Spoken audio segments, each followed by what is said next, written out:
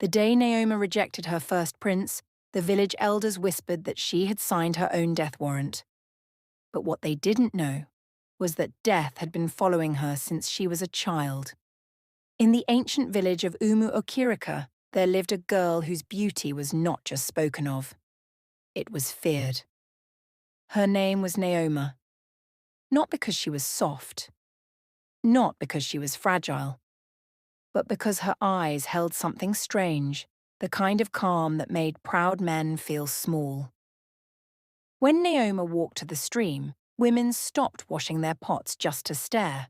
When she passed the market, men suddenly remembered they had forgotten something at home. And when she spoke, even elders listened like her voice carried a secret they didn't want to miss. Before we go any further, let me ask you something. Have you ever been pressured to choose something everyone wanted for you, but your spirit screamed no? If you've ever felt that pull between what people expect and what your soul knows is right, then this story is for you. Subscribe right now, because what happens to Nneoma will make you question everything you thought you knew about destiny. But Nneoma was not like other girls. She didn't dream of a rich husband. She didn't fantasize about palace life. She didn't worship crowns. She worshipped peace. Her mother Mbeke used to say, "My daughter, beauty is a blessing, but it is also a rope. If you don't hold it well, it will drag you into fire." Nneoma always nodded, but deep inside she already knew, because since she was young, she had been dreaming the same dream, a dream that returned like a stubborn spirit. A dream of a forest, and a man with blood on his hands, a man who carried no crown, a man who smelled of smoke and rain, a man who always stood in the distance and said only one thing: "When they come with riches, do not follow them." Every night, the dream came. Every night, the warning grew louder. And every morning, Nneoma woke with a tightness in her chest, like something was watching her. The village women began to notice her strange behavior. They whispered behind clay pots and under moonlight. "She walks like she's waiting for something. Her eyes are too calm. It's not natural. Maybe she carries a spirit." Even the children felt it. When Nneoma smiled at them, they didn't smile back. They just stared, then ran to their mothers. Her father Okorie ignored the whispers. He was a proud man who believed his daughter's beauty would bring him respect. He dreamed of the day a powerful man would come asking for her hand. A man with wealth, a man with land, a man with a name that would lift their family from dust. But Nneoma's mother knew better.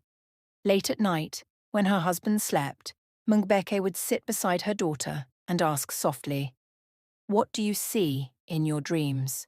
And Nneoma would answer the same way every time: a hunter, a warning, and blood.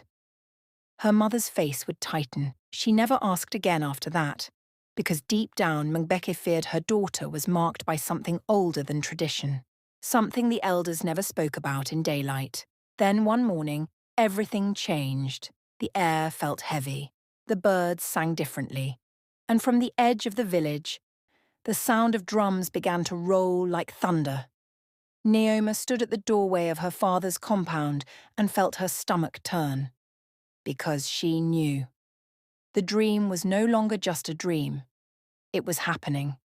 The first man of power had arrived, and with him came the beginning of her test. Prince Jidenna didn't just arrive, he invaded. The son of the ruler of Alangwu Kingdom came with a crowd so loud, even the goats ran away. Drummers beat their skins until the air vibrated. Dancers twisted their bodies like flames. His servants carried boxes of coral beads, expensive cloth and bronze bracelets that shone like fire under the sun. The village gathered. Old men sat under the great nuku tree, nodding with approval. Young men stood in the back, jealous and silent. Women pulled their daughters close and whispered, "This is what we pray for." Nneoma's father, Okorie, smiled like a man who had finally won life. He adjusted his wrapper. straightened his back, and stood taller than he ever had before. Prince Jidenna stepped forward, tall, handsome, dressed in cloth that cost more than 10 families could earn in a year. His voice was smooth like palm oil. "Nneoma of Umu-Okirika," he said loudly, so everyone could hear. "I have come to make you my wife. I will build you a house with walls so high your enemies cannot see you. I will cover you in gold. I will make you the envy of every woman in this land." The crowd gasped. Women whispered excitedly. Men nodded in approval. Even the elders leaned forward, waiting for Nneoma's grateful response. But Nneoma did not smile. She stood still, her face calm, her eyes steady. And she looked at the prince and saw something the others didn't see. His eyes were sweet, yes, but behind the sweetness was a hunger. The kind of hunger that eats people alive. The kind of hunger that doesn't stop until it owns everything. She bowed politely. Her voice was soft but clear. "Prince, your words are heavy, but my spirit does not accept them." Silence. The drums stopped like they had been slapped. The dancers froze mid-step. The crowd went so quiet you could hear the wind moving through the trees. Prince Jidenna blinked. His smile didn't move, but his eyes darkened. "What did you say?" he asked slowly. Nneoma repeated it without fear. "My spirit does not accept you." The prince's jaw tightened. The elders shifted uncomfortably. Her father's smile collapsed like a clay pot falling on stone. For a moment, no one moved. Then Prince Jidenna straightened his shoulders. His voice dropped low, dangerous. "You are making a mistake you will regret." He turned to leave. His servants scrambled to gather the gifts. The drummers followed in confused silence. And as the prince walked away, he threw one sentence over his shoulder like a curse. "A woman who rejects royalty will beg for scraps." The moment he disappeared beyond the village gate, the whispers exploded. What has she done? Is she mad? Does she think she's better than a prince? Nneoma's father couldn't even look at her. He turned and walked into his compound without a word. Her mother stood trembling, tears already forming in her eyes. And Nneoma. Nneoma stood alone in the centre of the village square, her heart pounding, her hands shaking, but her spirit calm, because the dream had warned her. And she had listened. After that day, stubbornness became a disease people feared to catch, and Nneoma became the carrier. Women who used to greet her at the stream now turned their backs. Mothers pulled their daughters away when she walked past, whispering, "Don't let her influence touch you." Old men sat under the nukwu tree shaking their heads. Beautiful, yes, but not wise. What kind of girl rejects a prince? She will regret this when she's old and lonely. At home, things were worse. Her mother cried at night, quiet tears that soaked her wrapper while she pretended to sleep. Her father stopped speaking to her completely. He wouldn't look at her during meals, wouldn't acknowledge her when she greeted him. And when anger finally broke through his silence, his words cut like a machete. "Do you want to die in my house?" he would shout. "Do you want to shame me before the ancestors? What kind of daughter refuses wealth and chooses disgrace?" But Nneoma didn't flinch. She couldn't. Because every night, the dream kept returning. The forest, the hunter with blood on his hands, the warning growing more urgent. They will keep coming. Do not break. Then came the second proposal. A wealthy chief's son named Okorie, known throughout the land for two things, his riches and his cruelty. He arrived with cows. So many cows the village children followed them like ants follow sugar. He came with jars of palm wine that could drown a family in celebration. He came with gifts piled so high the carriers sweated under the weight. Okorie was handsome, tall, and arrogant in a way that made your skin crawl. He didn't even kneel properly when he spoke. He stood above everyone, looking down like he was doing them a favor just by being there. "Nneoma, he said, his voice sharp and commanding. "I have chosen you. You will be my wife. Refuse me, and you will regret it." Not a proposal, a threat dressed as an offer. The elders shifted uncomfortably. Even they felt the darkness in his tone, but they said nothing, because wealth has a way of making people deaf. Nneoma stared at him, and for a moment she didn't see Okorie. She saw the faces of women who had married men like him, women whose laughter died early, women who lived like prisoners inside compounds made of gold, women whose eyes carried bruises even when their skin didn't. She spoke gently but firmly. "I cannot marry you." Okorie's face twisted. "Is it because I didn't bring enough?" he snapped. Nneoma shook her head slowly. "It is because you brought your pride with you." The silence that followed was suffocating. Okorie's jaw clenched so tight you could hear his teeth grind. His hands curled into fists. For a moment, everyone thought he might strike her right there in front of the elders. But he didn't. He just stared at her with hatred burning in his eyes. Then he turned and walked away without another word. That day, the whispers turned darker. She is cursed. Something is wrong with her spirit. No normal woman rejects wealth twice. Maybe she's possessed. Even her mother stopped defending her. The isolation became complete. Nneoma stood alone, against tradition, against family pressure, against the weight of an entire village's judgment. And still, her spirit remained calm. Because somewhere deep inside, she knew. This wasn't rebellion. This was survival. While the village mocked Nneoma, they feared a man who lived where the forest swallowed light. His name was Dike. People simply called him Dike the Hunter. He lived at the edge of the village where the trees grew so thick even sunlight struggled to break through. His hut sat at the boundary between civilization and wilderness, between the living and whatever lived beyond. Dike was not rich. He was not loud. He did not attend village dances unless absolutely necessary. He did not chase women. He did not beg for respect. He earned his food by tracking animals in the deep forest, where spirits were said to roam freely, where normal men refused to go even in daylight. Children feared him. Women gossiped about him behind closed doors. Men envied his strength but mocked his quietness. Some said, "That hunter has blood on his hands." Others whispered, "He talks to spirits." A few claimed, "He's not fully human anymore." But here's the strange thing. Whenever the forest grew restless, whenever strange deaths happened, whenever someone went missing and couldn't be found, the elders sent for Dike the Hunter. Always. And he always returned with answers. Sometimes with the missing person. Sometimes with an explanation that made people's skin crawl. Sometimes with warnings that the elders took seriously, but never shared with the village. Yet, no one invited him to sit among the respected men. No one offered him palm wine during celebrations.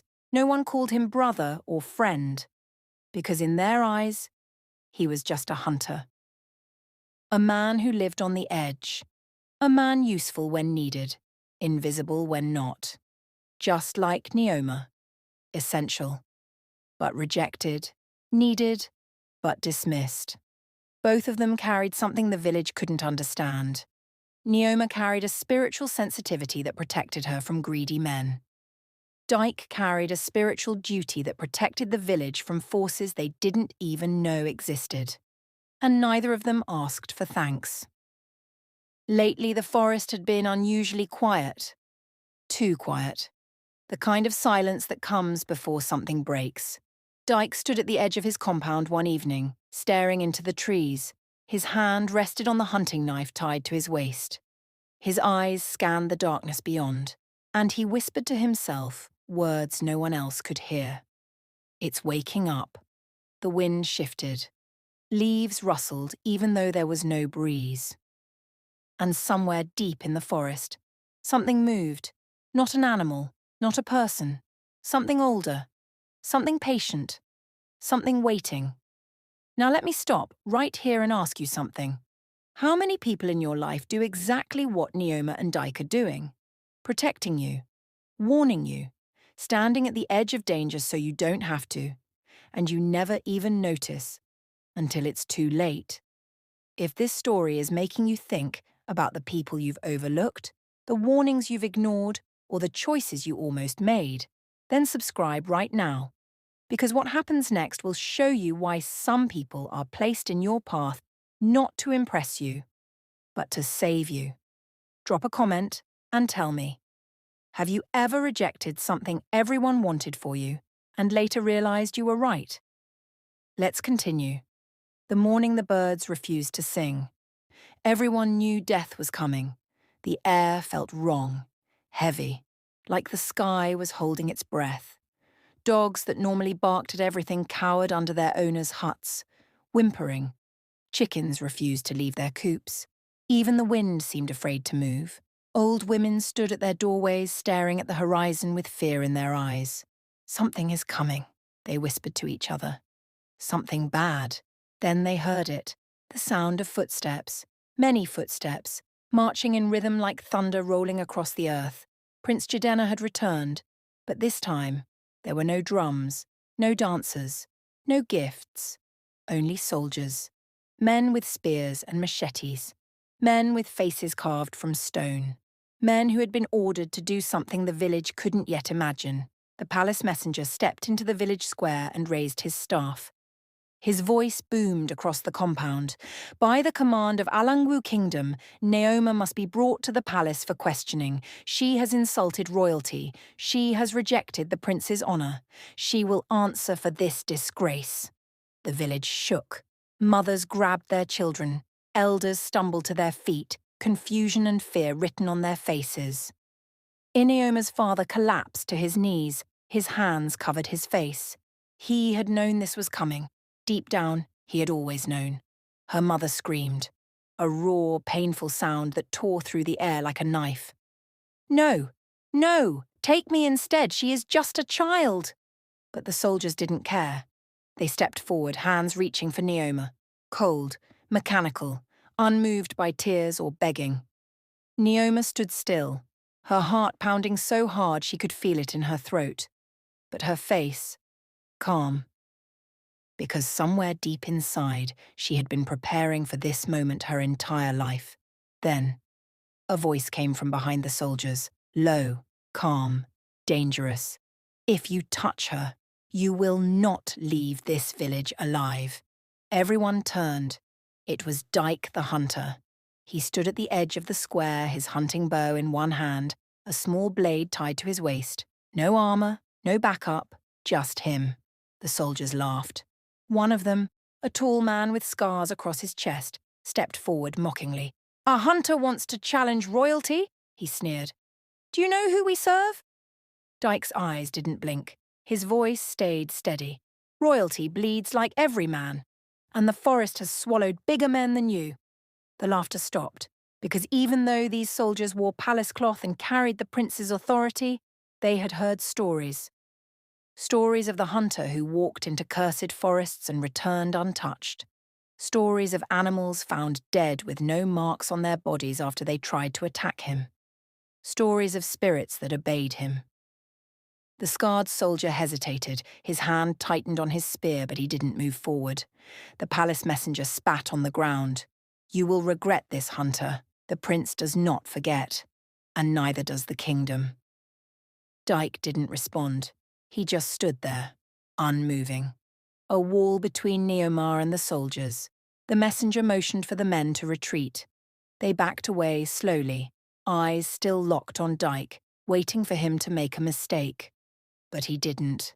And, eventually, they turned and left.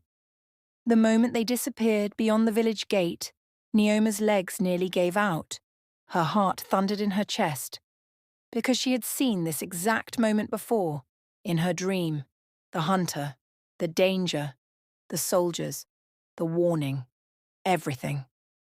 She looked at Dike, really looked at him, and felt something click into place deep in her soul.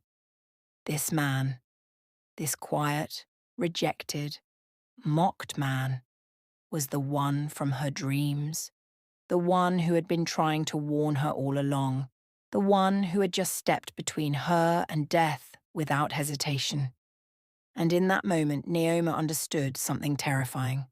Her destiny wasn't just connected to this hunter, it was tied to him. That night, the oldest men in the village spoke the words they swore they would take to their graves. The elders called an emergency meeting. No women allowed, no young men permitted. Only those who had lived long enough to remember what the village tried to forget. They gathered under the great Nukwu tree as the moon rose. Oil lamps flickered in the darkness, faces lined with age and secrets. The oldest among them, Ezeanyi, sat in the center. His voice came out like dry leaves scraping against stone, slow, heavy, filled with regret. "This matter," he began, "is bigger than marriage." The villagers who had been allowed to attend, Nneoma's father, a few senior men, leaned forward, their faces tense. Ezeani's eyes moved to Nneoma, who sat at the edge of the gathering, her mother beside her trembling. "Girl," he said slowly, "do you know why men of power keep coming for you?" Nneoma swallowed hard. "Because of my beauty," the elders laughed. Not with joy, with bitterness. With the kind of laughter that comes when you've watched a tragedy unfold and can't stop it. Ezeani shook his head. "No, child. Not your beauty. Your blood." Silence fell like a heavy cloth over the gathering. Nneoma's father trembled. Her mother's eyes widened in horror. Ezeani continued, his voice growing quieter, forcing everyone to lean in. "Long ago, before you were born, our village made a covenant with a spirit, a powerful spirit called Ogbanje of the Dark River." The air seemed to grow colder. "That spirit promised us protection, prosperity, safety from enemies and famine. But spirits do not give without taking." He paused. Let the weight of his words settle. The spirit demanded one thing in return. "A daughter of our bloodline, your bloodline, Nneoma, must never marry a man of greed.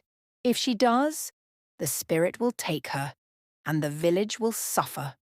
Nneoma felt the ground tilt beneath her. Her stomach dropped. Her hands went cold. Her father looked away, unable to meet her eyes. Her mother began to cry quietly, her shoulders shaking. Ezeani's voice dropped even lower. "Your beauty is not just beauty, child. It is bait. It attracts powerful men, and powerful men almost always carry greed." Nneoma's throat tightened.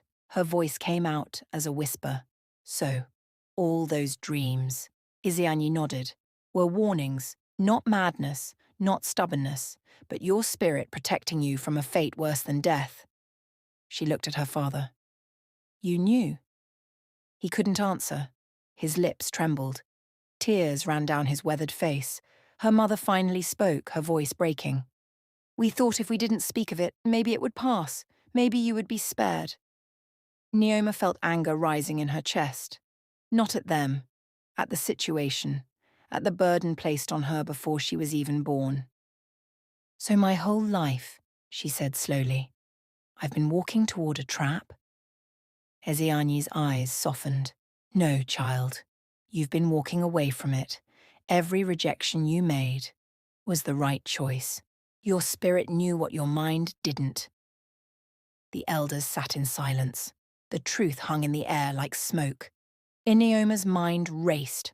All the shame, all the isolation, all the mockery. It wasn't because she was stubborn or proud or foolish. It was because something deeper, something older, had been guiding her, protecting her, keeping her alive. She thought about the princes, the chiefs, the wealthy suitors, and she realized something chilling. They weren't just attracted to her, they were being drawn, pulled by something supernatural, something hungry, something that wanted to consume her through their greed. And if she had said yes to any of them, she would have been devoured. Let me pause here for a second, because this is the moment that changes everything. How many times have you been called stubborn, difficult, or unreasonable, for protecting yourself from something others couldn't see. How many times have people judged you for saying no, when saying yes would have destroyed you?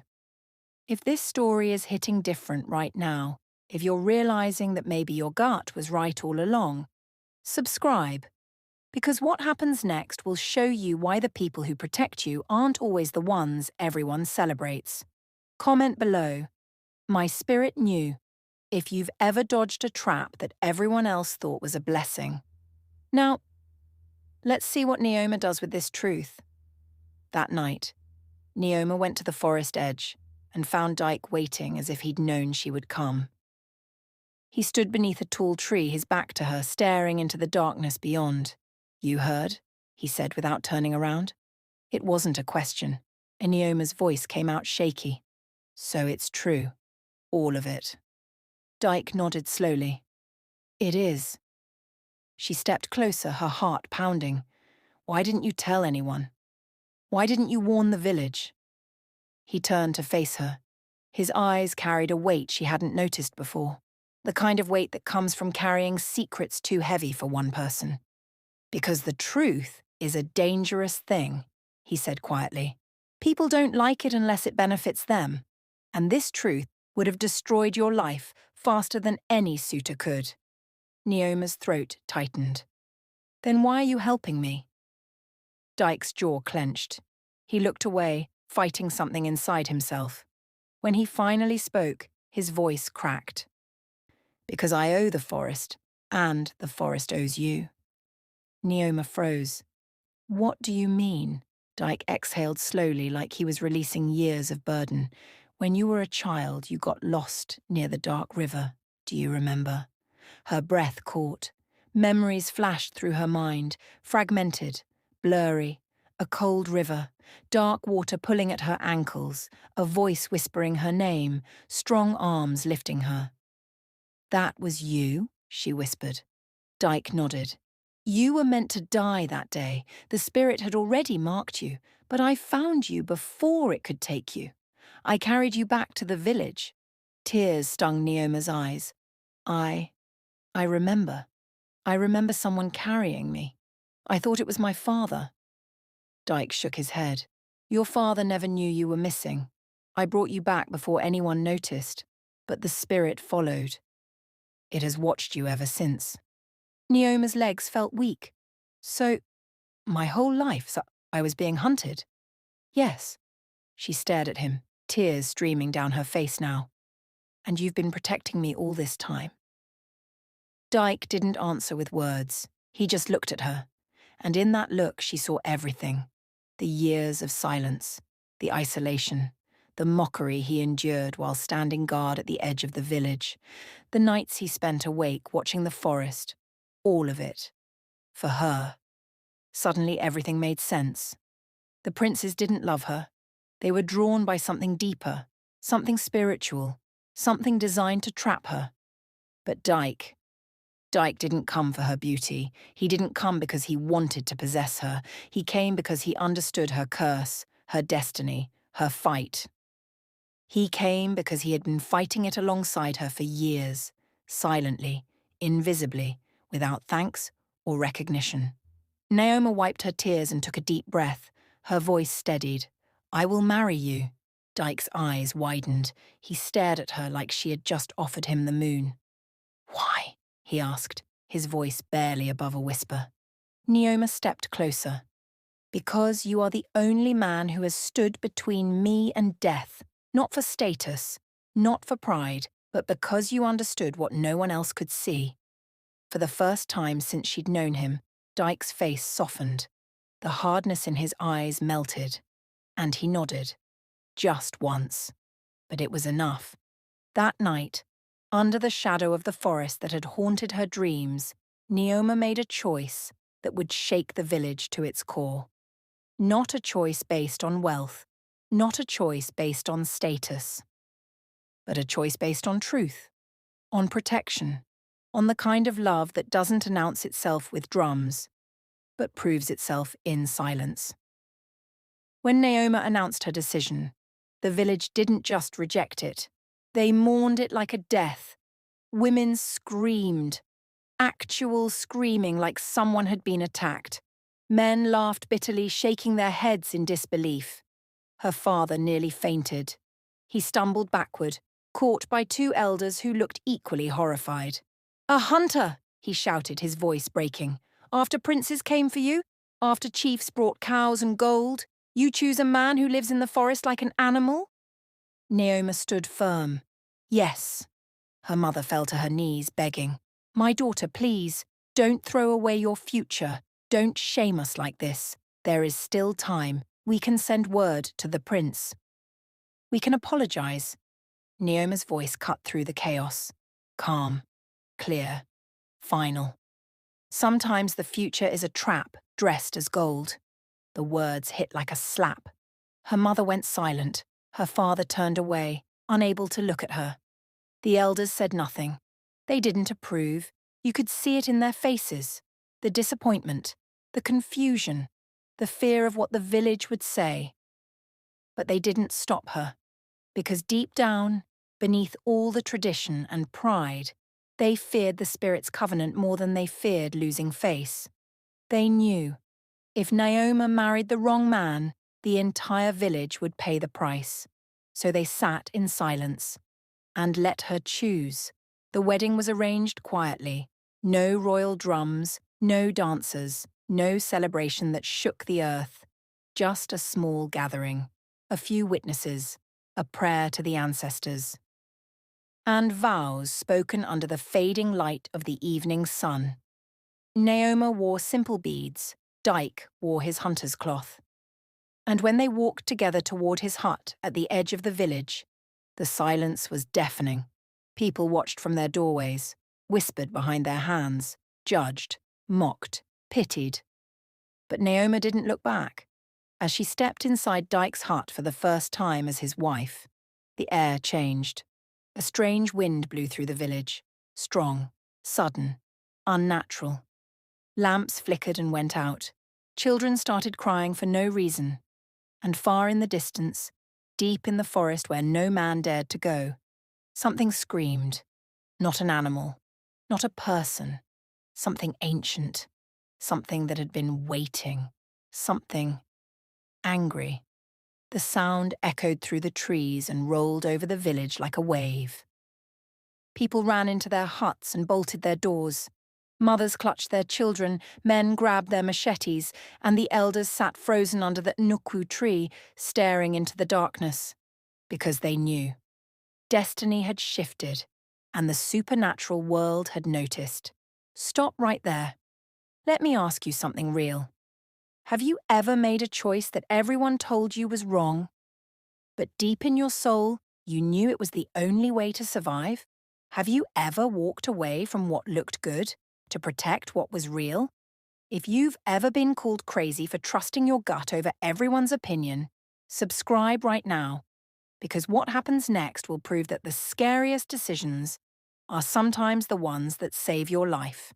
Comment, "I trusted my spirit," if you've ever chosen the hard path because the easy one felt like a trap. Let's keep going.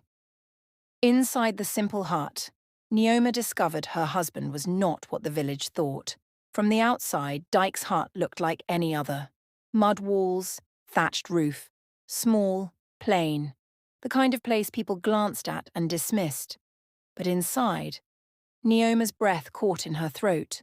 The walls were covered with carved symbols, strange markings she didn't recognize, lines and circles that seemed to move in the flickering lamplight. Old charms hung from the ceiling, tied with red thread, dried herbs bundled together, animal bones arranged in patterns, and, in the corner, hidden behind woven mats, a small shrine, clay pots, cowries, carved wooden figures, and, beneath the floor, partially visible through a gap in the woven mat, a sealed clay pot, marked with symbols that made her skin crawl. Nneoma's heart raced. "What is all this?" she whispered. Dike stood in the doorway watching her, his face unreadable. "I told you I was a hunter," he said quietly. He stepped inside and closed the door behind him. "But that's not all I am." He looked at her directly. I am a keeper. Nneoma's voice trembled. A keeper of what? Dike's eyes grew heavy with the weight of years. The boundary between this village and the spirits that want to enter it. Silence filled the hut. Nneoma stared at him, her mind racing. You mean all this time? Dike nodded. Every night I stand watch. Every time the forest grows restless, I go out and hold the line. The village thinks I'm just tracking animals. But what I'm really doing is keeping them safe from things they don't believe in. He gestured to the shrine. These aren't decorations. They're protections. Boundaries. Agreements made with forces older than this village. Nneoma felt her legs weaken. She sat down slowly on the mat. So you're not just a hunter. No, you're a shield. Dike's jaw tightened. I'm a gatekeeper, a living sacrifice. I protect people who mock me, who dismiss me, who would never invite me to their tables.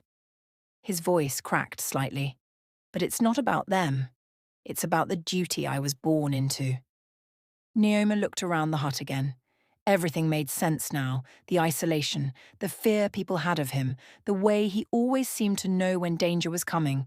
He wasn't avoiding the village, he was protecting it. From the shadows, without recognition, without thanks. She looked at him with new eyes. And now? I'm part of this. Dike nodded slowly.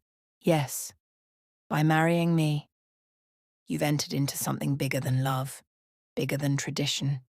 You've stepped into a battle most people will never see. Nneoma took a deep breath. Her voice steadied. Then teach me. Dike's eyes widened slightly. Teach you what?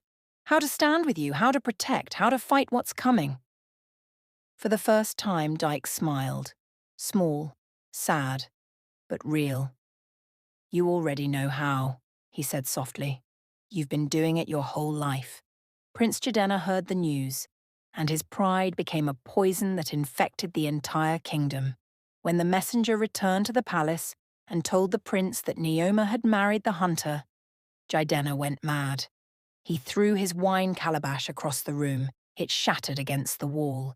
He overturned tables, tore down curtains. His servants scattered like frightened birds. She married a hunter, he roared, after rejecting me, after spitting on my honor. His voice echoed through the palace halls. His eyes burned with humiliation, with rage, with something darker than either. I will destroy her. I will destroy that village. I will make them beg for mercy they will never receive. But revenge wasn't enough for him anymore. He wanted more than justice. He wanted suffering. That night, Prince Jidenna left the palace in secret. He didn't tell his father, didn't inform the council. He travelled to the edge of the kingdom where respectable men didn't go, to a place where darkness lived openly. He found a man known only as the Priest of Shadows, a man who dealt in curses, in blood rituals, in forces that should never be awakened. The priest sat in a hut lit by strange fires that burned without wood. His face was painted with white chalk. Bones hung from his neck, his eyes empty, like he had seen too much and lost his soul in the process. Prince Jidenna knelt before him. I want them to suffer, he said through clenched teeth. I want the village to burn. I want her to regret the day she was born. The priest smiled. It was not a kind smile. Suffering, he whispered, requires payment. Name your price. The priest leaned forward. Your mercy. Once this begins, you cannot stop it. Even if you beg, even if you regret, the curse will consume until it is fed. Prince Jidenna didn't hesitate. Do it. 3 nights later, the village woke to fire. Flames erupted from the yam barns, roaring, hungry, unstoppable. People screamed and ran from their huts. Children cried. Women grabbed water pots and tried desperately to douse the flames. But the fire didn't behave like normal fire.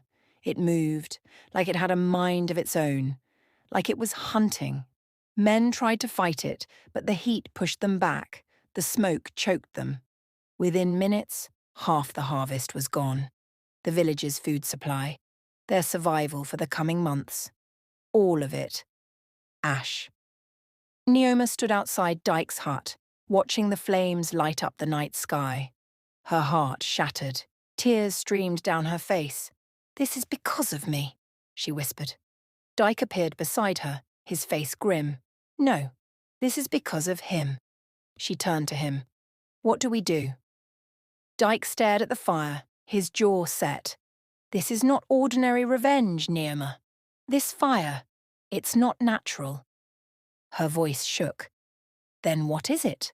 Dike's eyes darkened. "The prince has gone to seek help from a darker power. He's bought a curse. And curses don't stop until they're broken, or until they consume everything." As he spoke, the wind changed direction. Suddenly, violently, the flames bent toward the forest.